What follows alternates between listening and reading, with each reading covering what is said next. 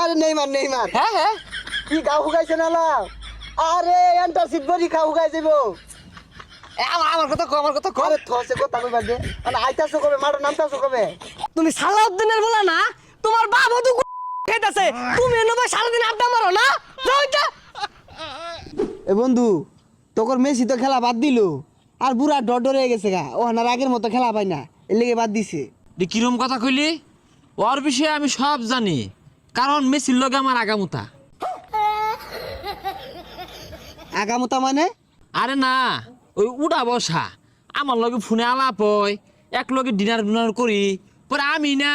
পরামর্শ দিছি